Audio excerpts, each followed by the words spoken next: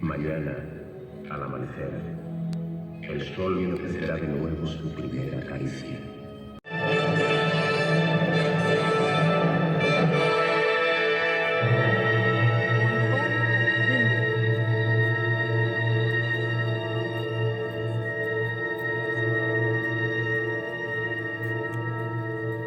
Nos encontramos en el lugar más fantástico y célebre del mundo. Aquí, en la llanura de Gece, el hombre ha elevado testimonio eterno de sí mismo.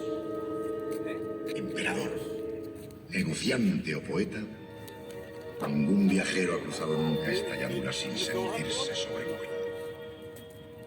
El velo de la noche va a entreabrirse ahora sobre la escena donde se representó el drama de una civilización.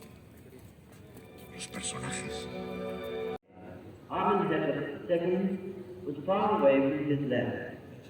Then one day, while hunting the lion, a prince stopped to rest in your shadow. To tell us he, you gave him a dream and spoke to him.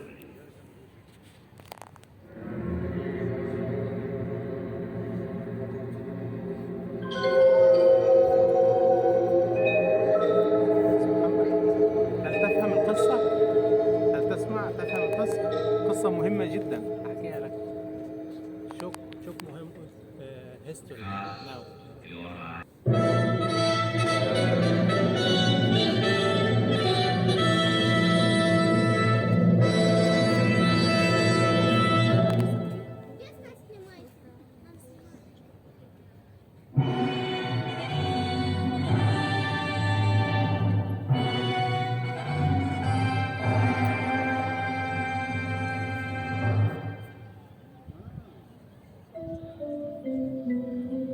The coronation ceremonies have begun.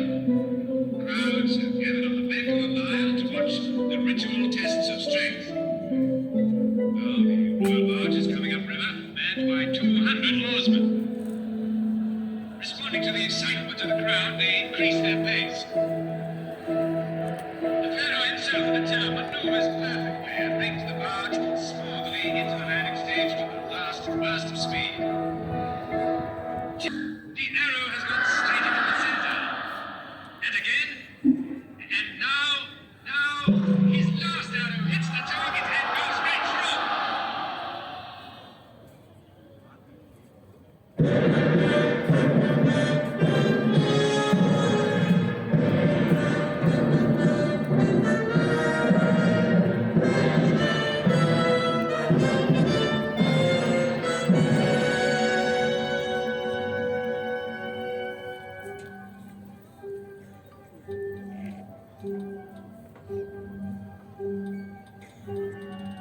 This is his triumph. Standing up in his chariot, the pharaoh makes for the dais where his throne awaits him. The court, the priests, the people present him with praise, incense, and offerings. He receives the double crown and, mounting his triumphal chariot, goes to worship in the temples of Harmakis, Cheops, and Khephren. Long live the pharaoh!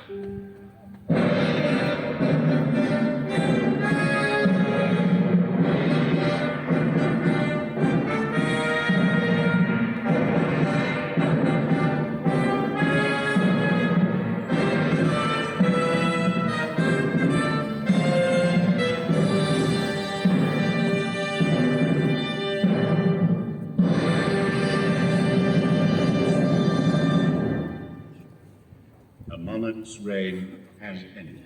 The pharaoh is at rest in his coffin made of wood, adorned with gold and precious stones. The ceremony at the lower temple is over, and ascending the causeway, the funeral procession nears the tomb, escorted by princes, high state officials, and priests.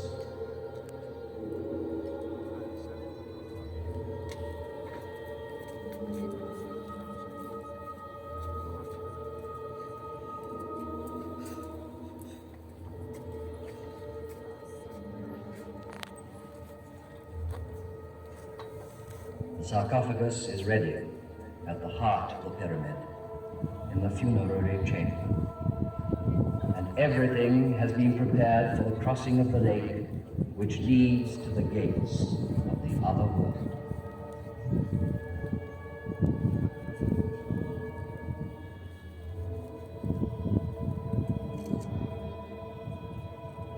The last slab of stone is going to be sealed with such cunning that it will never be known which part of the wall was the door.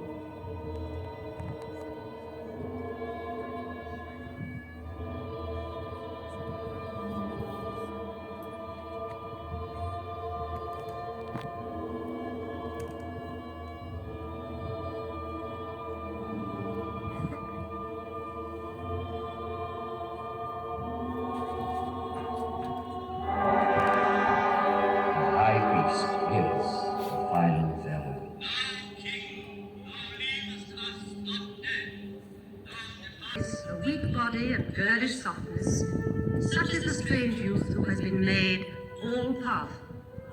He leaves Thebes in order to found his own city. He rejects the god Amon and his priests to worship a god of his own choosing, Aton, who is in heaven. And he discards the name of Amenhotep IV to adopt another, Akhenaton. Aton, the unique.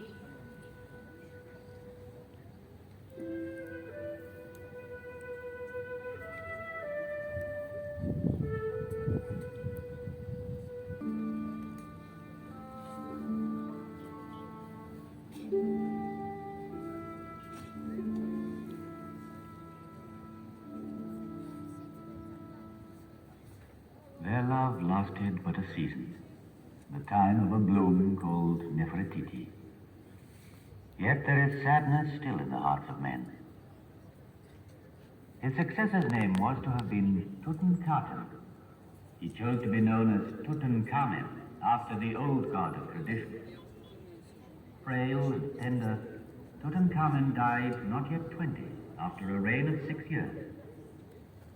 But 3,000 years have not yet withered his fine, youthful face, nor tarnished the treasures gathered round him in his unfinished tomb of the Valley of the Kings. Today, the world marvels at them.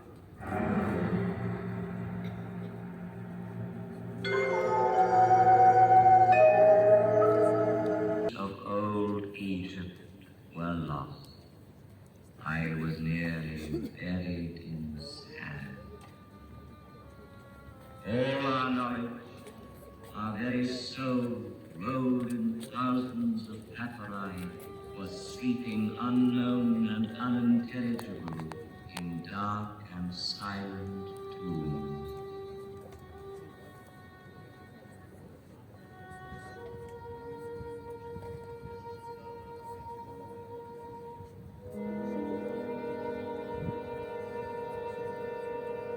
Yet the miracle did happen.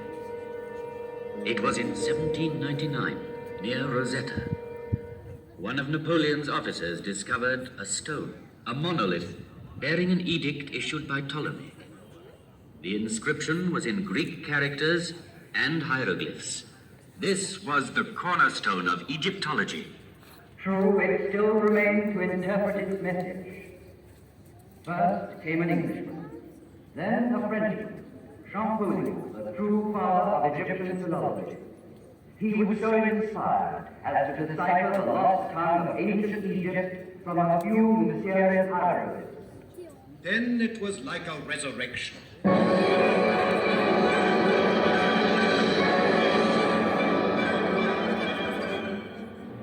at once, from the funerary chambers to the peaks of the pyramids, hieroglyphs were born to a new life. Heralds, noted flowers, fishes, hares, and drakes, the mysterious characters suddenly woke up, fluttered and sang like creatures of the fields as the sun rises. It is a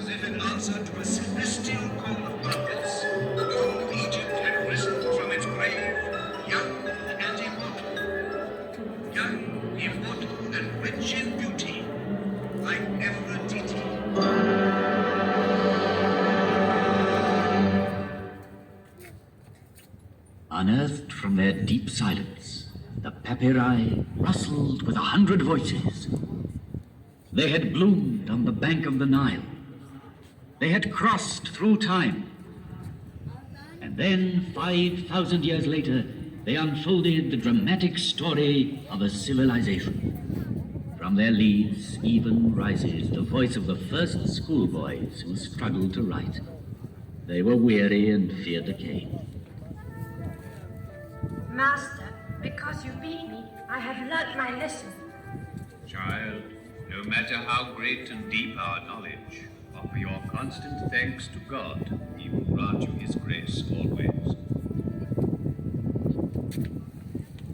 And learned men from the whole world in quest of this civilization stronger than sand and death were enthralled when, in maxims and proverbs, they found a wisdom as ancient as the pyramids, as eternally young. In the depths of the tombs, they heard voices rising again after thousands of years.